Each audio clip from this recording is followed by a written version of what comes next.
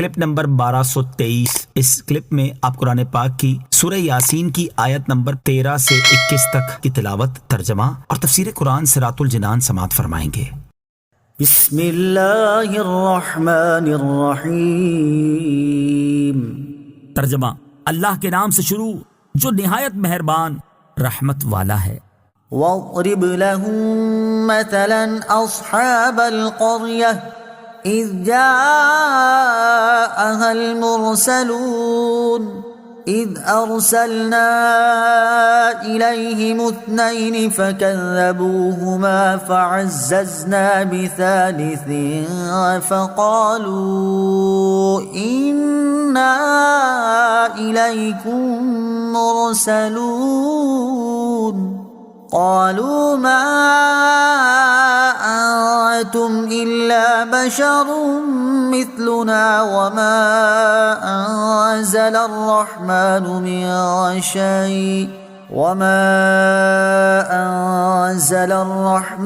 من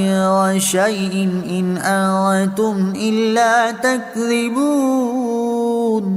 قالوا ربنا يعلم إنا إليكم لمرسلون وما علينا إلا البلاغ المبين قالوا إنا تطيرنا بكم لئن لم تنتهوا لنرجمنكم وليمسنكم منا عذاب أليم قالوا طائركم معكم أئن ذكرتم بل أنتم قوم مسرفون وجاء من أقصى المدينة رجل يسعى قال يا قوم اتبعوا المرسلين اتبعوا من لا يسألكم أجرا وهم مهتدون۔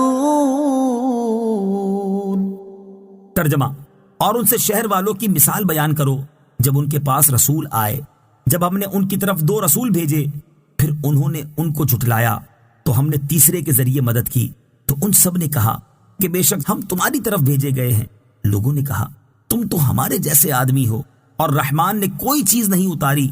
تم صرف جھوٹ بول رہے ہو۔ رسولوں نے کہا ہمارا رب جانتا ہے کہ بے شک ضرور ہم تمہاری طرف بھیجے گئے ہیں اور ہمارے ذمے صرف صاف صاف تبلیغ کر دینا ہی ہے۔ لوگوں نے کہا ہم تمہیں منحوس سمجھتے ہیں، بے شک اگر تم باز نہ آئے تو ضرور ہم تمہیں سنگسار کریں گے اور ضرور تمہیں ہماری طرف سے دردناک سزا پہنچے گی۔ رسولوں نے فرمایا تمہاری نحوست تو تمہارے ساتھ ہے، کیا اس پر بدکتے ہو کہ تمہیں نصیحت کی گئی ہے؟ بلکہ تم حد سے بڑھنے والے لوگ ہو۔ اور شہر کے دور کے کنارے سے ایک مرد دوڑتا ہوا آیا، اس نے کہا اے میری قوم، ان رسولوں کی پیروی کرو، ایسوں کی پیروی کرو جو تم سے کوئی معاوضہ نہیں مانگتے اور وہ ہدایت یافتہ ہیں۔ وَاضْرِبْ لَهُم مَّثَلًا أَصْحَابَ الْقَرْيَةِ، اور ان سے شہر والوں کی مثال بیان کرو۔ تفسیر صراط الجنان میں ہے، اس آیت میں اللہ تعالیٰ نے اپنے حبیب صلی اللہ تعالی علیہ وآلہ وسلم کو حکم ارشاد فرمایا کہ وہ کفار مکہ کے سامنے شہر والوں کا واقعہ بیان کر کے انہیں اللہ تعالیٰ کے عذاب سے ڈرائیں، تاکہ جس وجہ سے اس شہر کے کافروں پر عذاب نازل ہوا اس سے یہ لوگ بچیں۔ شہر والوں کے واقعے کا خلاصہ، اس آیت میں شہر والوں کا جو واقعہ بیان کرنے کا فرمایا گیا اس کے کچھ حصے اگلی 16 آیات میں بھی بیان ہوئے ہیں۔ اس کے حوالے سے یہ بات یاد رہے کہ یہاں جس شہر اور جن رسولوں کا تذکرہ ہے ان کے بارے میں مفسرین کے متعدد اقوال ہیں اور ان میں بہت سے اختلافات ہیں، اور ان اختلافات کی اکثر صورتوں پر کئی اشکالات ہیں۔ اس لیے ہم ان آیات کی تفسیر میں اس واقعے کے صرف اتنے حصے کو بیان کریں گے جو قرآن مجید کی آیات سے واضح طور پر سامنے آ رہا ہے، اور وہ بطور خلاصہ یہ ہے کہ اللہ تعالیٰ نے 2 رسولوں کو ایک شہر والوں کی طرف مبعوث فرمایا جنہوں نے ان شہر والوں کو توحید و رسالت پر ایمان لانے کی دعوت دی، لیکن ان کی دعوت سن کر شہر والوں نے انہیں جھٹلایا۔ اس کے بعد اللہ تعالیٰ نے ایک تیسرے رسول کو پہلے دونوں کی مدد کے لیے بھیجا۔ اب ان تینوں رسولوں نے قوم سے ارشاد فرمایا کہ ہم تمہاری طرف رسول بنا کر بھیجے گئے ہیں، لیکن قوم نے اس بات کو تسلیم کرنے کے بجائے وہی اعتراض کیا جو اکثر و بیشتر امتوں نے اپنے رسولوں پر کیا تھا، اور وہ اعتراض یہ تھا کہ تم تو ہمارے جیسے انسان ہو، لہٰذا تم کیسے خدا کے رسول ہو سکتے ہو؟ یعنی ان کافروں کے اعتقاد کے مطابق رسول انسانوں میں سے نہیں بلکہ فرشتوں میں سے ہونا چاہیے تھا، اور یہ چونکہ انسان تھے اس لیے ان کے نزدیک رسول نہیں ہو سکتے تھے۔ اس کے ساتھ کافروں نے یہ بھی کہا کہ خدائے رحمان عز و جل نے کچھ بھی نازل نہیں کیا، یعنی وحی کے نزول کا دعویٰ غلط ہے اور تم جھوٹے ہو جو ہمارے سامنے رسالت کا دعویٰ کر رہے ہو۔ ان رسولوں نے سخت الفاظ کا جواب سختی کے ساتھ دینے کے بجائے بڑے خوبصورت انداز میں جواب دیا کہ ہمارا رب جانتا ہے کہ یقیناً ہم خدا کے رسول ہیں، اور مزید یہ بھی جان لو ہماری صرف یہ ذمہ داری ہے کہ تم تک خدا کا پیغام واضح طور پر پہنچا دیں۔ اس کے جواب میں قوم نے کہا کہ ہم تمہیں منحوس سمجھتے ہیں، لہٰذا تم اپنی اس تبلیغ سے باز آ جاؤ، ورنہ ہم تمہیں سخت سزا دیں گے اور تمہیں پتھر مار مار کر ہلاک کر دیں گے۔ ان رسولوں نے جواب دیا کہ ہمیں منحوس قرار نہ دو، کیونکہ تمہاری نحوست تمہارے کفر و ضلالت کی صورت میں تمہارے ساتھ موجود ہے۔ کیا تم لوگ ہمیں اس لیے پتھر مارو گے کہ ہم نے تمہیں صحیح بات سمجھانے کی کوشش کی ہے؟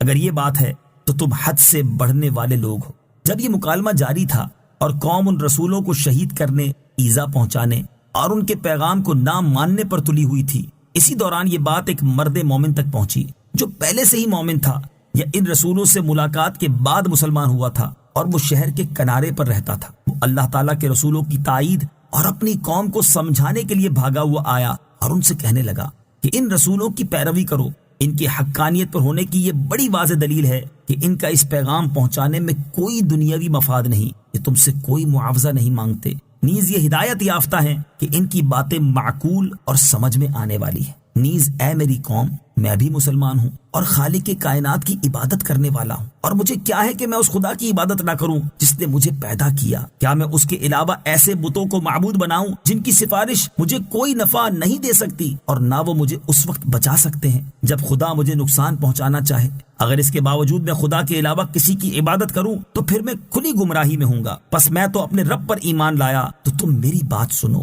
اور اس بات پر غور کر کے ایمان لاؤ۔ مرد مومن کی ان باتوں کو سننے کے باوجود لوگ ایمان نہ لائے بلکہ اسے بھی تنگ کرنے کے درپے ہو گئے۔ پھر یا تو وہ خیر خواہ مرد مومن فوت ہو گئے یا قوم نے انہیں شہید کر دیا، اور بعد وفات فرشتوں کی زبان سے اللہ تعالیٰ نے اسے جنت کی بشارت سنائی۔ جنت کی خوشخبری سن کر بھی اس مرد ناصح نے اپنی قوم کا غم کیا اور یہ تمنا کی، کاش میری قوم کو معلوم ہو جائے کہ میرے رب عز و جل نے مجھے بخش دیا اور میری عزت افزائی فرمائی ہے۔ آخر کار قوم کے تکذیب کرنے اور ایمان نہ لانے پر ان پر خدائی عذاب آیا جو ایک چیخ کی صورت میں تھا، جس کے نتیجے میں وہ ایسے ہلاک ہو گئے جیسے بجھی ہوئی